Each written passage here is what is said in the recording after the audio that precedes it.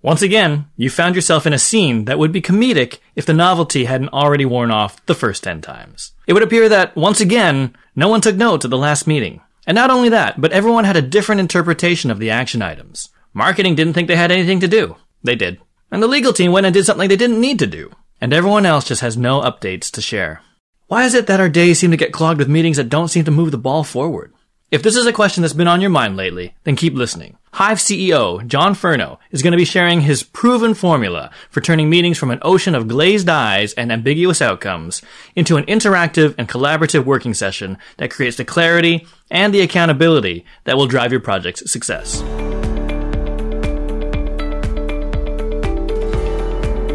Thanks for tuning in. My name is Galen Low with the Digital Project Manager. We are a community of digital professionals on a mission to help each other get skilled, get confident, and get connected so that we can deliver projects better.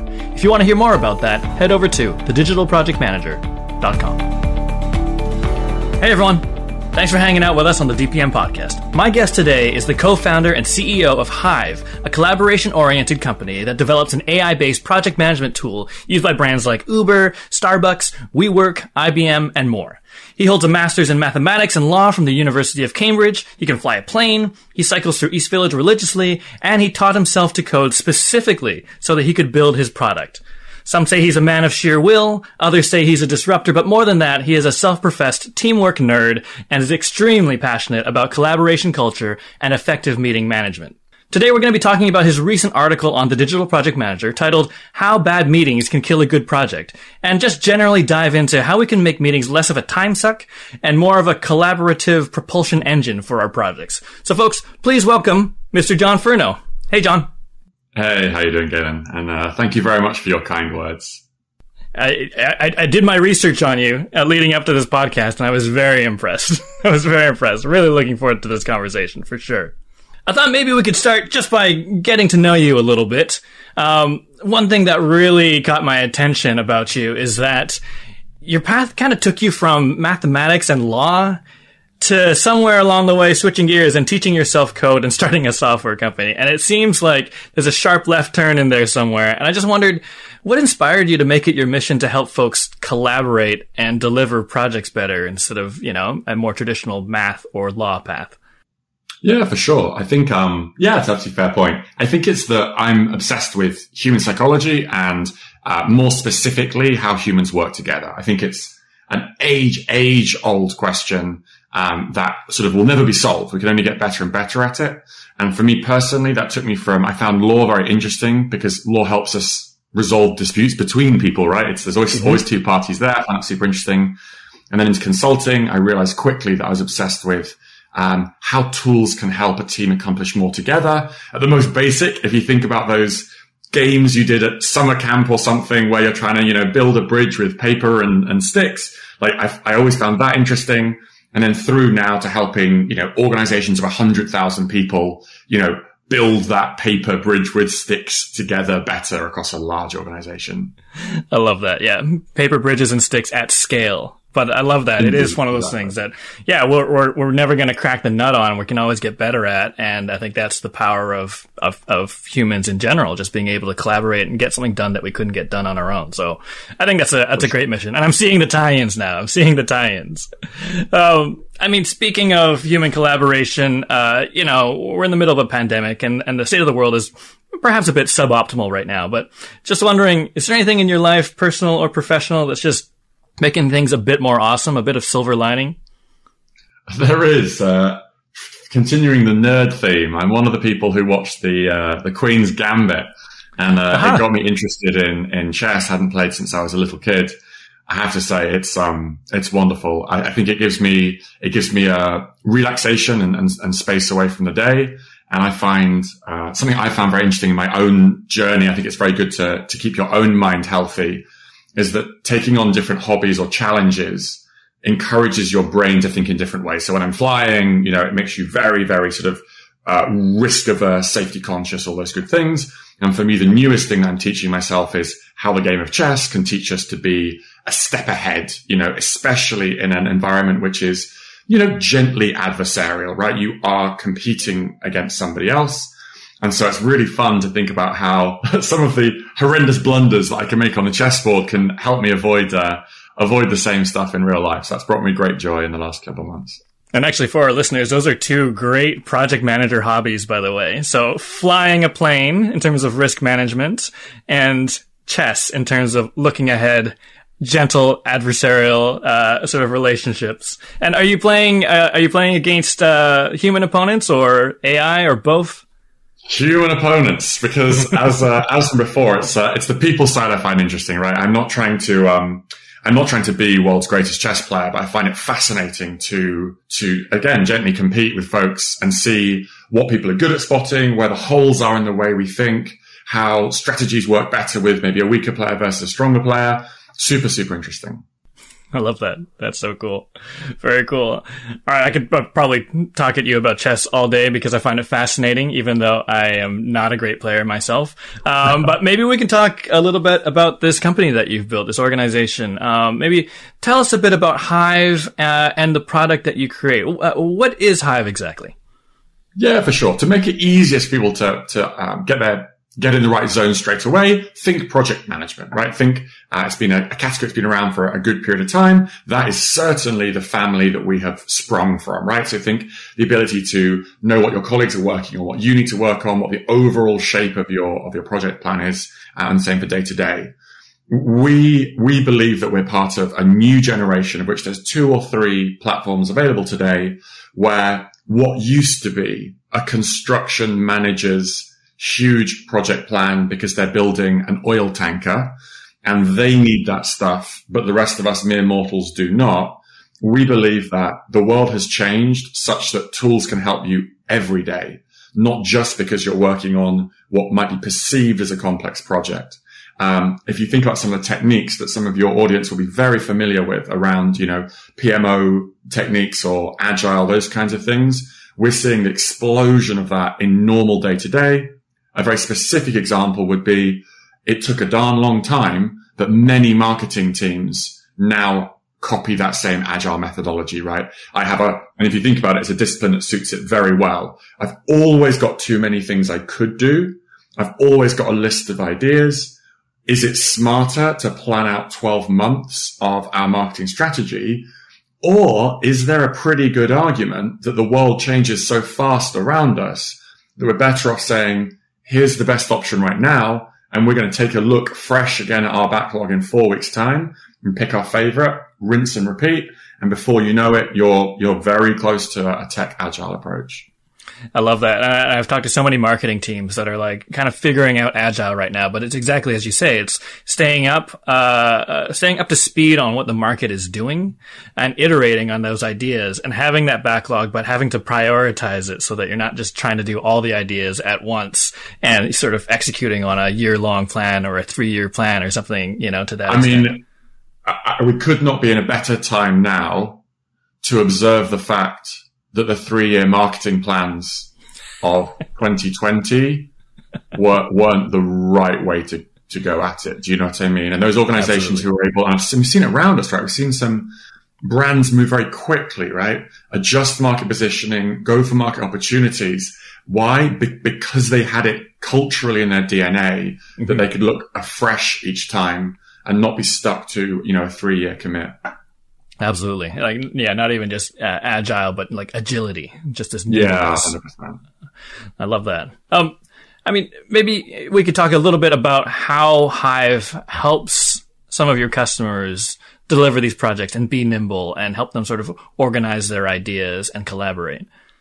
Yeah, 100%. So especially with the changing world, right? The world has gone asynchronous or synchronous, but certainly remote for a lot of organizations. Mm-hmm. I always say of Hive or a platform like Hive, we aspire to be not the person on center stage.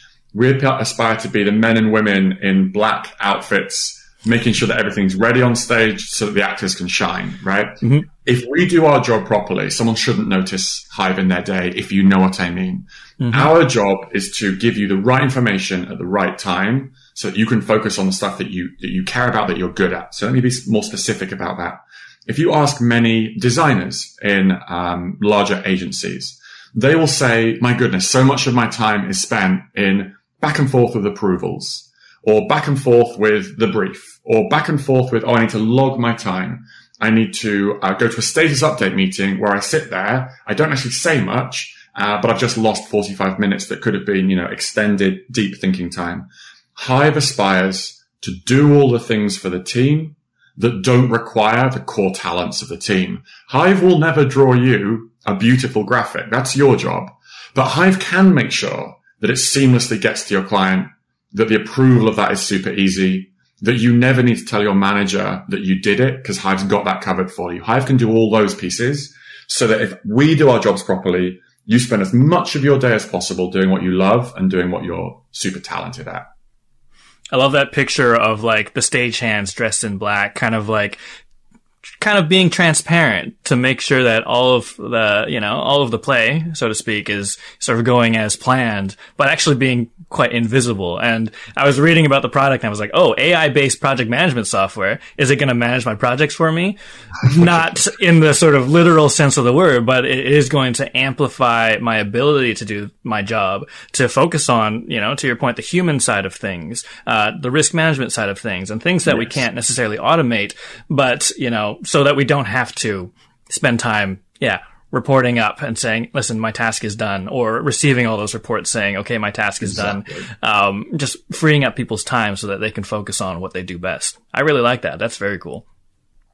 And then like you mentioned, the world's a different place than it was before 2020. And anyone who sort of had a plan, had their plan turned on its head. And I'm sure Hive also had its plans turned on its head to a certain extent. What are some of the challenges that you're dealing with today as an organization? I think there's going to be the key question is culture, right? Of course, it's culture. So we went from being an organization all together in the World Trade Center here in New York, and suddenly we went. I remember so vividly, as many other people will do. I remember the day that we took the call to move to work from home. I remember leaving like that afternoon, and us all saying, how crazy this is. We'll see you on Monday, or right. First thing was like, oh, we're going to be out of the office for 3 days or whatever. And little did we know that was actually the last day that we would spend in the office together. So we moved to remote. I think that the culture question is, human beings are inherently sociable animals. How do you maintain the bonds of friendship and professional trust and, pride in each other in a world where you are not going to be spending all day together? Now, I have to say, I do think it's a mistaken argument to believe that anybody needs to be sat at a computer next to another person on a computer for 8 hours in the same space to accomplish that, right?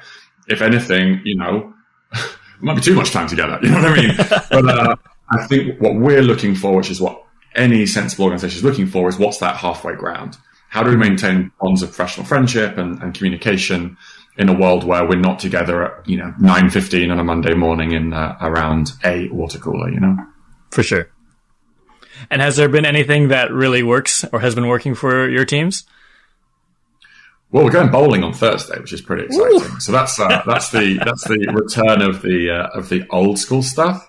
We have some rituals that matter to us. So 2 examples of rituals that are important to our culture. First one, I was taught by a man called David Politis, runs a wonderful company called Better Cloud. And that is, they call them user manuals. So when anybody joins our organization, there's a set of about 10, 11 questions. If anyone's curious, they can see it on my, I posted on my LinkedIn. About 10 or 11 questions. That's quite funny. It treats you like a machine.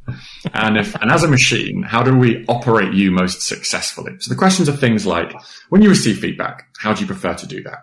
If somebody needs to ask you to do something, what's the way that you like to be asked? Do you like, more noise or less, all these sorts of things?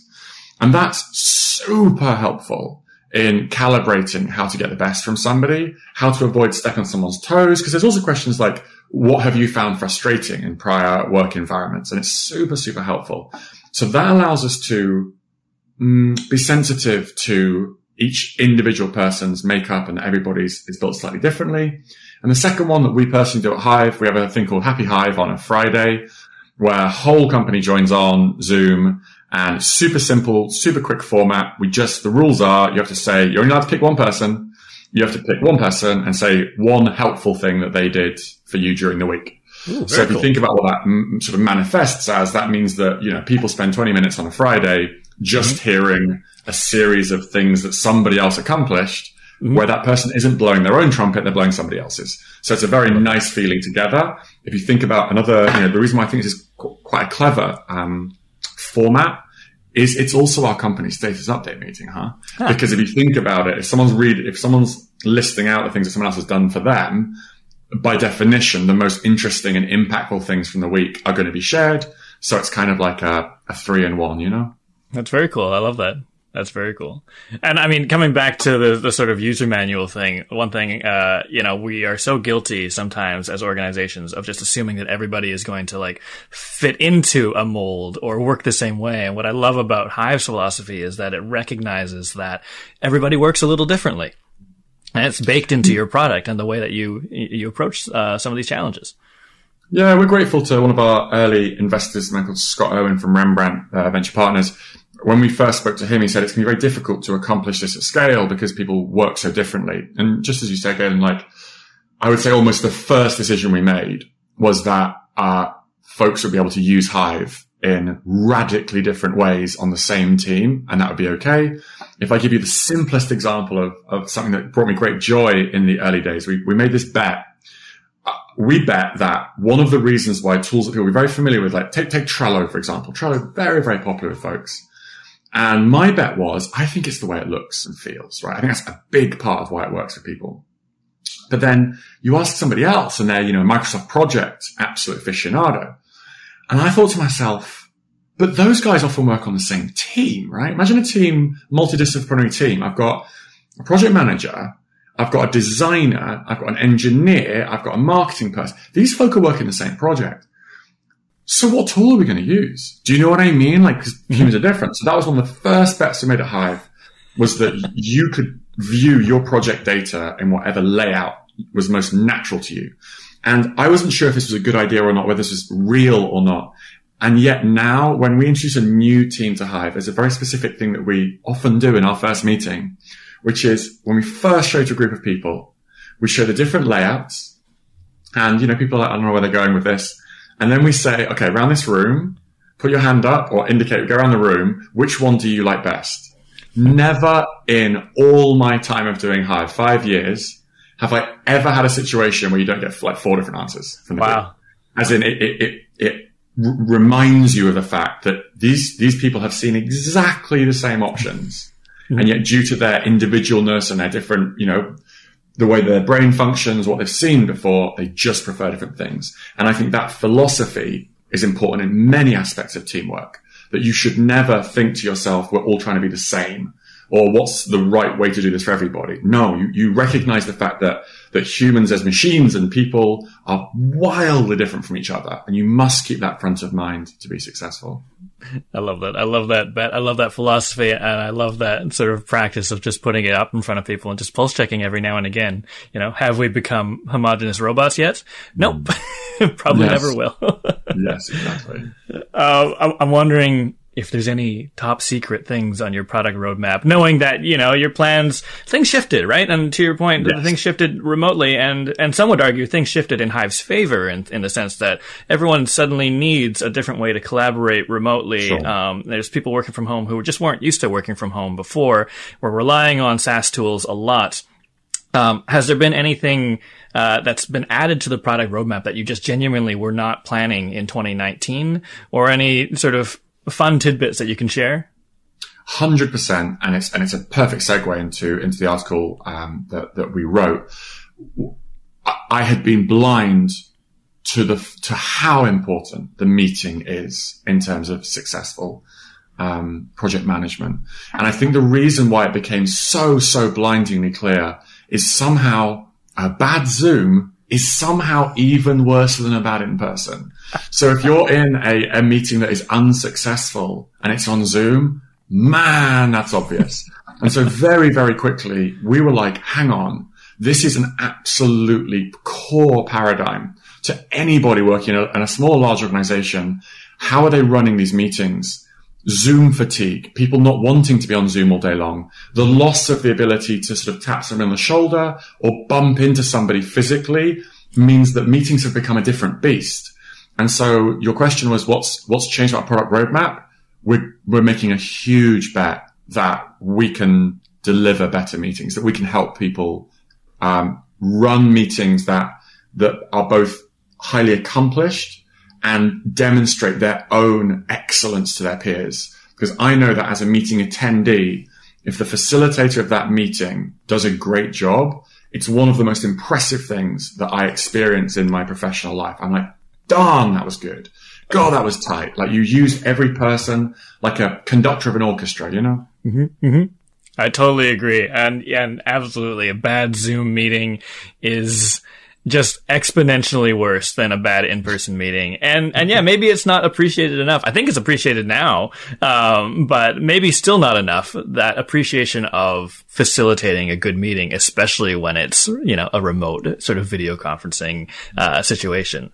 And I think you're right. I think it's a perfect segue, into talking about, your article. So let's talk a bit about that. So you recently did a post on the Digital Project Manager on bad meetings and the impact that they can have on an otherwise perfectly good project. So, for those of you listening who haven't had a chance to check it out yet, I'm going to include a link in the show notes below.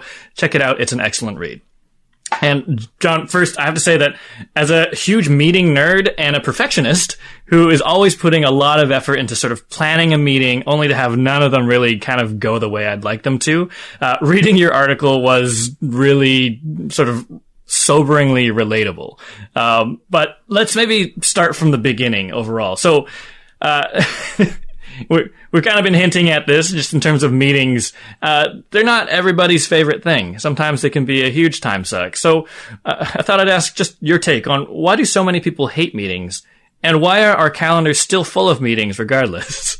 Yeah, 100%. I mean, if you take the absolute basic tenets of a good meeting, and then you check against your own calendar what proportion of your meetings meet those, the answer, as you said, is kind of sobering, right? So let's think of some absolute basics. If the meeting can only go ahead if you're there, you should be included. And if not, you should not. I mean, geez, that's 50% of meetings, right? You're there. You just didn't need to be, right? You could have been sent the output from the meeting. It could have been done async, that kind of stuff. Second one, my absolute favorite, is the meeting with no purpose. Love that type of meeting. You all show up, you sort of vaguely talk about things that have been on your mind a bit, and then you sort of sign off. And for some people, that might be a nice way to catch up. But for a lot of other people, they feel kind of robbed of their time. Like, I was actually doing something that I was really proud of. I was working hard, and you've dragged me into this situation I kind of can't escape from. And the third one for me of the absolute pillars of good meetings. So first is, attendees. Second is purpose. And the third one is, did something about the world change because we had this meeting? That's the other sort of like real test for me. And at a basic level, of course, that's next steps that are actually, that actually do something. But it's also, it can be quite shocking as well that you can go to a meeting where the attendees are good. The purpose when we set out was perfectly sensible. And yet somehow during the meeting, we never got to a next step. So we've made ourselves feel good. We've talked through a problem. But if the world's not going to be different after the meeting from before the meeting, we've got to be tough on ourselves and say it didn't need to happen. And so that's the cadence that we're trying to help with. That's the things that we believe are doable. And to tie back to your original question, why do people hate meetings? Because they know that one of those three things fails, and therefore it was a waste of their time. 100%. I really like that. Yeah, meetings with impact, with purpose. I wonder if you might be able to tell us about the worst meeting that you've ever been in. It's clearly seared into my memory. It was a governmental organization filled with very, very smart people working on a very, very important project that was providing aid overseas. And it's recurring. Recurring meetings are always the worst. The worst meeting crimes always happen in a recurring meeting. Because these things are sort of immortal, right? They just roll around, they come back, you can't kill the darn thing, it's always there. And this meeting basically was where we would take every single person from the whole program, we'd sit in a room together, we'd walk down an Excel spreadsheet of line items of things that hadn't been done, we would confirm that they hadn't been done, and then we'd leave the room so as to do exactly the same exercise the following week. And it was, I couldn't stand it. I couldn't stand it. I was like, think about that. We shouldn't all be here because my stuff's done. So I don't need to sit here and listen to the fact that other people's stuff isn't done. So the attendees was wrong. What was the purpose of that meeting? Because the purpose of that meeting was to unblock items in the project. Mm-hmm. You can't do that by asking how things are going the whole way down. You've got to find the blocked things and talk about how to unblock them. And then in the last piece, in terms of next steps, oh, hell no, next steps. No, once we've had a good chat about the fact that everything's blocked, it's off to lunch. So, yeah, it was horrendous. And then that list keeps getting longer and longer because things aren't getting done. Exactly. Now we've got 79 line items, and then somebody says, should we just archive off the top 40? And, of course, somewhere in the 40 is a horrible risk that then manifests. Right. Yeah. Such a comedic scenario, really, when you tell it like that. And yet, you're right. So many of our recurring meetings are exactly that. So that actually might be a perfect segue into just talking about the article. So maybe we can talk about the thesis of the article, which is sort of your formula for project success. And I wondered if maybe you could just give our listeners an overview of your approach to meetings and how to make them successful. Like in the article, you talk about 3 key stages. You talk about a pre-meeting stage, you talk about during meetings, and you talk about post-meetings. Could you dive a bit into that? Yeah, for sure. So a lot of your project management folks will be familiar or taught at some point in the past about the kind of plan, do, review cycle. That's, very, very core to successful project management overall. And I think there's quite a neat connection that a meeting should be seen as a mini project. And if a meeting should be seen as a mini project, then we need to plan, do, and review, right? So if you think about it like that, that for me really helps me. We're all busy. We've got 1,000 things going on. I like to have simple mental models that allow me to check whether I've done everything when I'm running around. So for a meeting, the plan, do, review, pre, during, and post. So for pre-meeting, 2 key things. You can mess up everything else, but if you get the agenda right and you get the attendee list right, you're going to be doing better than 75% of people who are running that meeting. And of course, the attendee list, we're going for smaller if possible to make great use of people's time. Mm-hmm. And on the agenda, ensuring that things are crisp, clear, and that they have objectives for the outcome that you want from the meeting. I've found it immeasurably useful. If you say at the upfront in sort of meeting, in sales, it's called the sort of upfront contract between you and the folks you're working with. If you say, hey, by the time that we leave this room today, we want to have, let's imagine it's an agreed top 3 priority list for marketing for Q1. It's such a helpful thing to allow your meeting attendees to help you facilitate.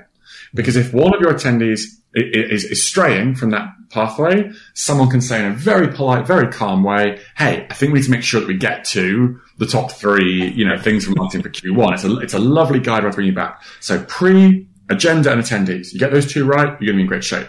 Then during, and this is what's a little bit newer, and this is how we think the world is going to change. So for me, in the both private and public sector organizations, large and small, capturing stuff in a meeting has either been sort of the most junior person is sat off to one side taking notes, or, in my view, way more common, most people aren't taking notes, but a couple of diligent people are quietly making notes on their notepad, right? And what does that mean? That means that afterwards, the folks who are slightly less well organized just drop their next steps, right? Because they've gone into the ether. And then lastly, the other sort of problem that faces is somebody makes a slightly vague statement about, well, I really think marketing should X. Half the room thinks that marketing is going to go and do something. And half the room, probably marketing, thinks there's nothing really needs to be done. So what do we believe is going to change about the world?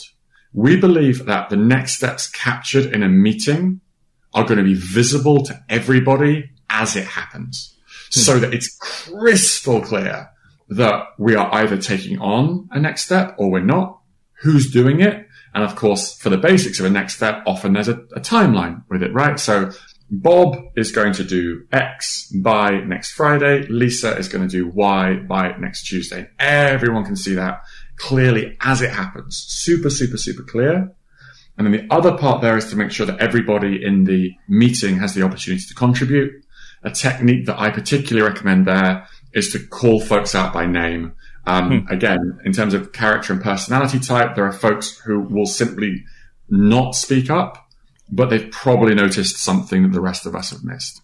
And the only way we get that gem into the meeting is to say, hey, Simon, you've obviously heard everything from today. What do you think the biggest risk is? And Simon or Lisa or Jim will pop up and say, well, have we considered the fact that that's illegal in Germany? And we'll be like, that is an absolutely outstanding point. Right, let's revisit. You know what I mean? But we only got that because we proactively pulled for everyone's input.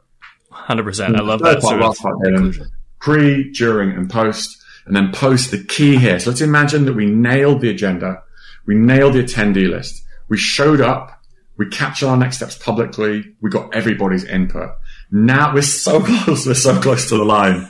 But unfortunately, if we stop there, we still faceplant, having accomplished nothing. So the next piece is, how does everybody get those next steps to their own work lists? Mm-hmm. And how do we, as a facilitator or project manager, ensure that they actually happen? So my argument is the problem that we wanted to go after is easy agenda, easy attendee list, easy to capture in the meeting, easy to get everyone's input, easy to share them afterwards, and easy to make sure that everyone's done what they said they would do.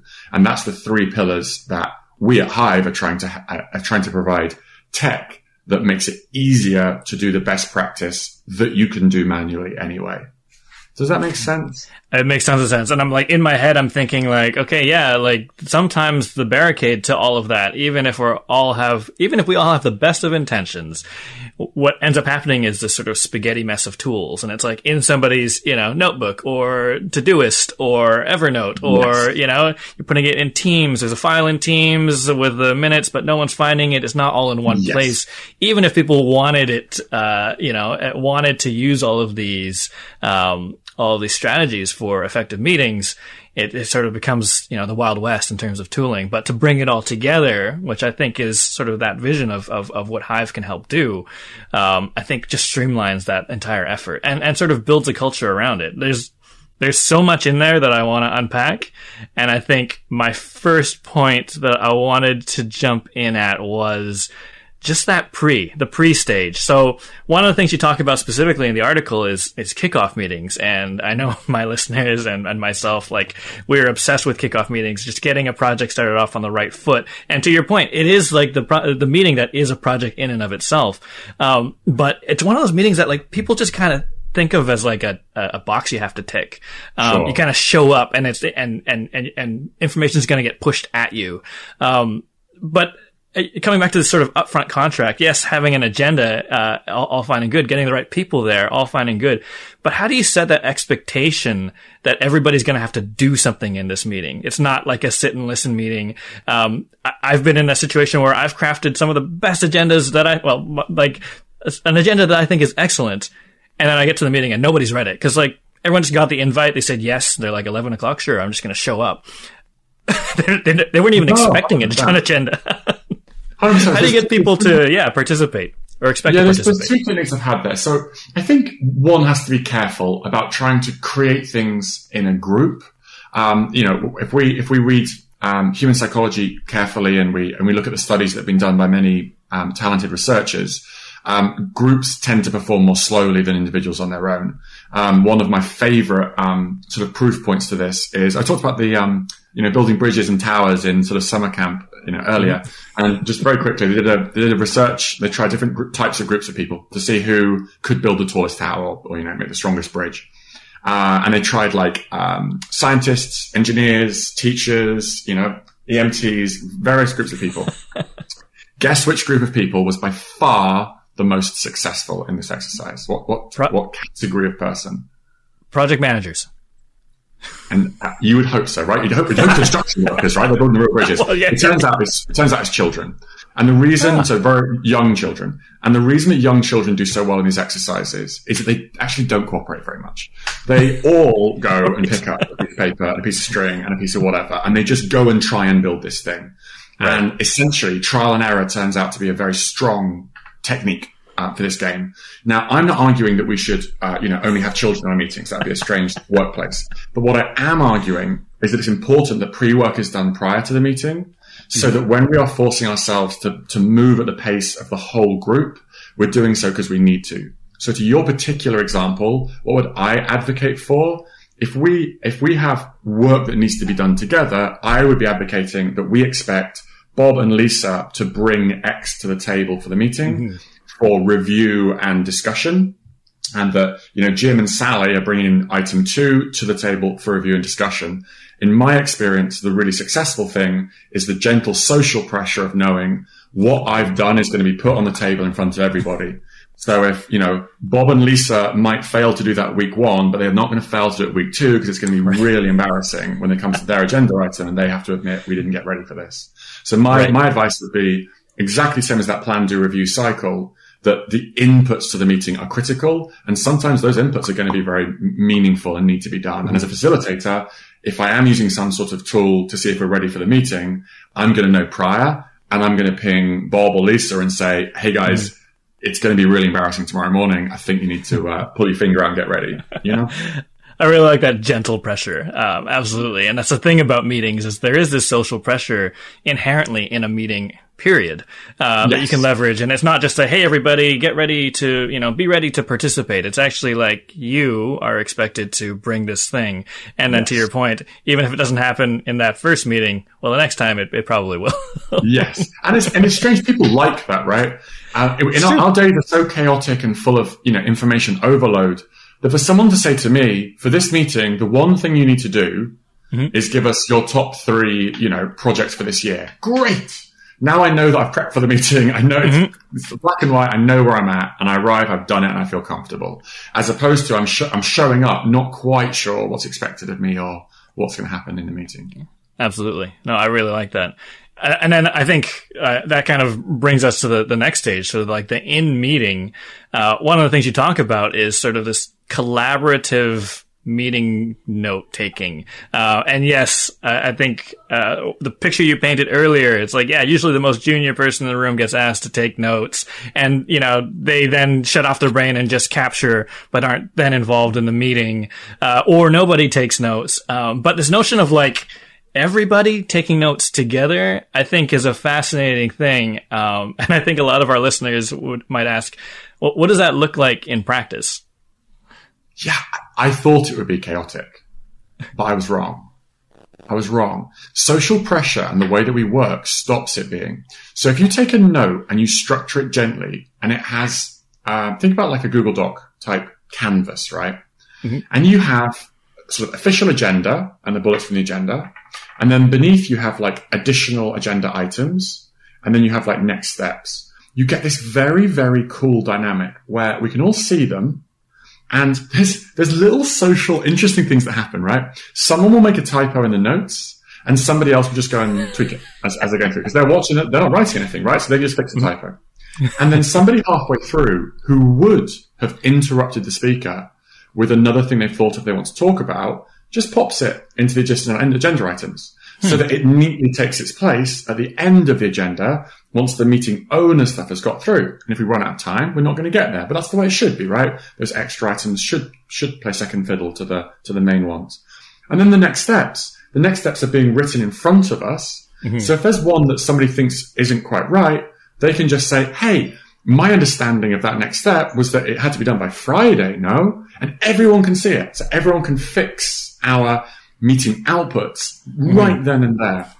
And I just think that's such a healthier way to agree as a group what we're taking away from this experience, rather than having one person do it in isolation and then the awful, CC email chain of, hey guys, do you remember if it was the Thursday or next? I hate that stuff, right? Let's do it then and there. So we walk away with a nice, official, shared understanding of what we said we would do together.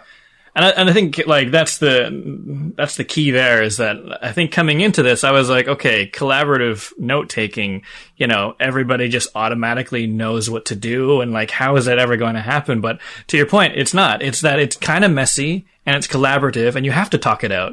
Someone's typing the same action item as you. You can be like, no, I got this. And it's actually a conversation of like doing work together. Yeah. And of course we have a lead, right? Of course we have somebody who is leading on taking the next steps. Of course we do.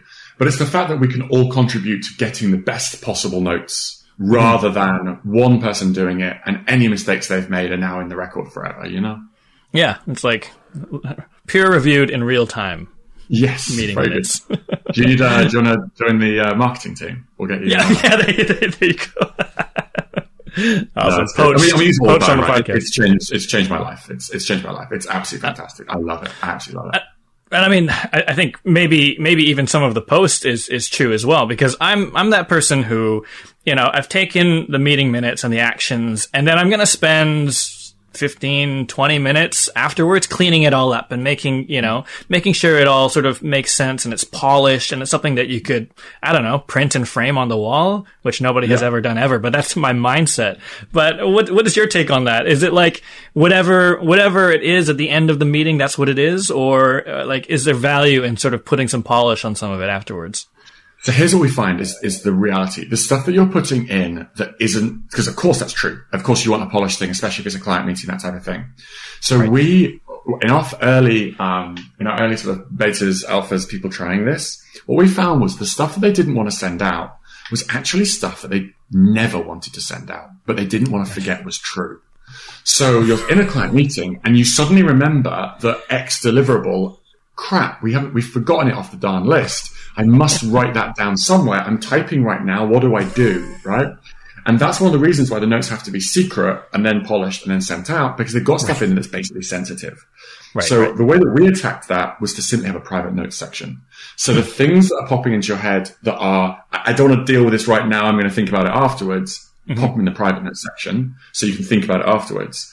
And the main section is almost like the court record, right? The court record is like, here's the things that we're happy for everybody to see or whatever else. And of course, you can always tidy it up afterwards. But I think it's still healthy for folks to have seen what we're saying together. And to your point you just made, it is important to be able to write down things that are not shared with everybody on the call immediately. Yeah, I love that notion. And like, if I were to share a page from my notebook, it's like a very messy mix of that stuff that's actually happening in the meetings. I have a little note that says aside. What do we do with that thing, right? Or related. Exactly. If your brain pops something, you need to put it somewhere. Yeah, I agree. It's just this. Yeah, it's these nodes of thoughts, and not all of them are going to be for public record. I really do like that. I think that's very cool. And then, I mean, what kind of impact have you seen collaborative note taking have on a project? Is it sort of something that changes like productivity overall, or like an approach to meetings? Velocity. It's velocity. If we think about the recurring, I really am obsessed with recurring meetings. I think they're so interesting. Imagine if in a status update or recurring meeting where you're trying to drive something through, imagine if you could just get 1 or 2 extra items that were raised last week done prior to this week. That effect really compounds. So that project that was going sideways, was behind, or is about to go behind, actually, wow, it's kind of starting to creep back again. And why is it? It's because we were crystal clear on the most pressing problems. We shared them really clearly. We held ourselves accountable, and we darn well got them done prior to the following week. So now we're biting into our backlog because all the stuff that was blocking us got done. So now we're biting into the new stuff again, rather than coming next week and everybody feeling that sense of frustration and stagnation because all we're doing is talking about the same darn blockers every week. Right. No, I like that. I think that's very cool. And I think that the sort of notion of like recurring meetings and iterating and being productive in them, I think it was a bit of an enlightening thing, actually. So actually the sort of rinse and repeat aspect of the article was actually my favorite, because I'd actually never really thought about meetings as a project process, right? So as project managers, we're like, okay, we need a process for project communications. We need a process for risk management, planning and sort of, dealing with change. But meetings is probably that thing. It's one of those like hybrid soft and hard skill things where we just kind of assume that it's going to be fine, or that somebody's going to be good enough at doing it, or we'll get better at it over time, but we don't really design it. But it struck me that you were somebody who kind of approached meetings as something to design. Yes, treating a meeting like a project and needing to kind of craft how that works. And I think it's great. Why shouldn't it be? But then I got to thinking, I'm like, okay, well, where does one start? Like when building a framework for meetings and meeting notes and traceable actions, is it something that sort of starts as a personal style, as a manager or somebody facilitating meetings? Or is it something that, like, especially at Hive, it's something that you sort of deliberately design and go, okay, we need a meeting framework before we even start this project? I'd love to say I'm clever enough to have come up with myself. So we talked about my early career. I worked at Capgemini, consulting firm in the UK, where they put me through hell learning how to design and run a great meeting. One of the things that the folks at Capgemini are probably even best at is running great sort of implementation programs and bringing execs together for effective meetings. And yeah, there's just like 60 slides worth of things to consider aspects. There's also really subtle things, right? There's things like, I mean, it's not true on Zoom, but in a physical meeting room, things like temperature. Things like time of day. Are people hungry? Are people thirsty? Are people too hot? Do you know what I mean? All these things that contribute to, it's so important to remember we're animals, we're animals. And if you want to get the best out of us, treat us well. You know what I mean? Mm-hmm. Get good sugar into our bodies. Make sure that we're feeling fresh. Choose the time of day. If it's a contentious meeting, you might want to go later in the day when people are feeling sort of more mellow and fixed in. If it's really mentally difficult, get in there early while we've still got our high mental reserves. I love that sort of thing. But to be specific, I was taught how to do it. If people are interested, they're welcome to reach out to me, and I'll see if I can find any materials that I, of course, would not still have kept. Well, bless the management consultants. There's just like an ocean of knowledge, probably all acquired the hard way, right? Of having too many just before lunch meetings or just after lunch meetings. Yes. And I think the old way of looking at it would have been, well, you're being overly considerate, like the old way was just like, okay, suck it up. Everyone, has to be in this meeting and be effective. But then, especially when exactly what you said, right? You're a consultant working with a client, but not just a client, the executive team of the client organization. Exactly. Things have to go right. And we're animals, right? We need to be treated. Coming back to that user manual thing, it's like, yeah, we can optimize and tune the machine because everybody's different and we all have different needs. And there are some things that we can predict and just make good decisions around for those meetings to be effective, because at the end of the day, they're not just meetings. A lot of people are, would say, okay, just a meeting, or I've got to be in this meeting, and it's just sidebar. But especially as I'm reading through your article, it's like, but actually it's work getting done. It's collaboration. It's not necessarily just being in a meeting and talking and then all the work happens outside of the meeting. It's actually being organized enough before the meeting, executing the meeting very effectively so that work is getting done and things are clear, and then just being clear about what actually has to get done afterwards before the next meeting, so that there's that sort of gentle, or maybe sometimes not so gentle, accountability to actually move the ball forward, which is kind of what it's all about. Exactly. And it's moving the ball forward. That's the perfect analogy, right? A great meeting carries that ball down the field. And that's the real test. Did you collectively get that darn ball, 20 yards further down the field? And if yes, you succeed. And if no, like you said, have another crack, dust yourself off, try again the week after, and we'll find a better way to do it, That's a great thing about, those iterations on it for sure. And I think, there's also a cultural question in there as well. And actually the note I had here was just like, okay, it's a really interesting approach. And I feel like, the things that we've been talking about, right? Like, so having that upfront contract and setting expectations that things are going to happen in the meeting, that you're going to have to do things in the meeting, and then you're going to have to do things after the meeting. And it seems to me like it might drive this culture of collaboration, because it's not like meetings that are useless and then working in isolation, which is, arguably more useful. It's like that is part of the collaboration. Or is it the other way around, where actually you need to establish this culture of collaboration before you can have meetings like this? What do you think? I think a well-run meeting will be more effective irrespective of whether your culture is already good or bad. I think a well-run meeting is just a work of beauty. I think in terms of collaboration, I still believe that if you look at, US productivity studies from Bureau of Labor Statistics, we actually have made very few gains since about 1953, post-war. And I believe one of the reasons for that is actually collaboration causing too much interruption. So the belief that everything that's going on needs to be broadcast to everybody at all times when, somebody might be trying to really focus on something they're working on. So I personally believe that the sweet spot or the game, the challenge in collaboration is not how to get as many people into as many conversations as possible. That's chaos. I think the game is how do we free up people to do deep work with all the information they need from the touch points when they need to collaborate. And I certainly believe when I speak to our own team, there would be probably more people who would say, God, I appreciate the opportunity for deep work than people who said, I never feel like I know what's going on. Do you know what I mean? Yeah, so we fair. have to create the space for folks to focus, It's such a fine balance. But I think you hit the nail on the head. I mean, I've been in a lot of conversations recently where it's like, oh, but we want to be informed. And like, someone's like, okay, well, let's figure out what meetings you need to go to so that you can get informed. But that's not the only way to do it. Not just block your entire calendar and never get any deep work done. That's not going to solve the problem either. Yeah. Awesome. John, listen, this perspective on good versus bad meetings and how it can impact project success, I think was so valuable. And the article, I just really enjoyed it. I think one of the things that really resonated with me is just this notion that like, it's collaboration and it's not going to be tidy.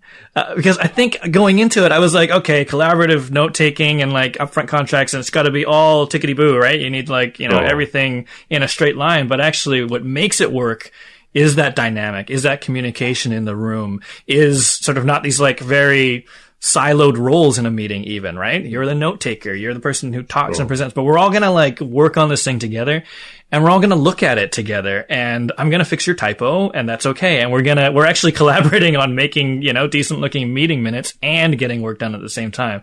And that just kind of like, it changed it for me because I was like, oh yeah, it doesn't have to be really polished. Because collaboration isn't. It's about moving the ball forward. I wondered, just to kind of cap off, I wonder if you could shed some advice. What would you recommend that somebody do to start getting their calendar organized so that they're going to those useful meetings? We started out talking about meetings that you have to be in, meetings with a purpose, meetings that are going to have impact. And how does someone in any position or at any level start to kind of clean up their calendar based on that criteria? 100%. So two ways to look at it. If you're the attendee, I think it is wholly acceptable, if you do it in the right frame of mind, to say, hey, I feel like I would love to focus on Tuesdays really hard. Do you mind if I excuse myself from the X meeting? I feel like I get really good updates from you on a Friday. That's sufficient for me. And I want to accomplish this, and this for you this week. I think that's an underused kind of technique. Just to get out of the darn thing, right? If you don't need to be there, get out of there and do something more useful. And then if I'm running the meeting, just audit the stuff from your week, look at your agendas, look at your attendee lists, and go pruning. Do you know what I mean? Make sure that you have outcome-focused agenda for each of your meetings. Make sure that you don't have sort of legacy attendees on there. The team that used to be called to the project, but they're not really there anymore, but they like to come along because, right. And I really do believe that whenever we do that in our organization, I would say it's very unusual that we can't get rid of 20% of either someone's meetings or the meeting that somebody, the meeting that someone creates and runs. Always you can do it. And you'll get that time back, and you can use that time, just as we said at the very beginning, to work on stuff that you're really talented at, that you really enjoy. That's a better way to spend your time than stuck in an administrative meeting. I love that. Awesome. John, listen, this is a really good conversation. Thanks for coming on the show. I learned a lot from the article. For our listeners, if you haven't checked it out yet, please do. John's article on how bad meetings can impact the success of a project. It's got a lot of great strategies in there for just making sure that you're treating meetings in a way that makes it less of a drag and actually helps move the ball forward and get work done. So great tips in there. John, Always a fun conversation. Thank you for shedding light on just your approach to meetings and also what you've got going on at Hive. I am really eager to see how some of these new features roll out, and I wish you guys all the best of luck. Appreciate it, Galen. Thank you very much. So what do you think? What are your hacks, tips, and tricks for getting work done in meetings and driving your project forward? What works? What doesn't? Tell us a story. Where do your meetings always seem to go wrong? And what strategies have led to your biggest meeting wins?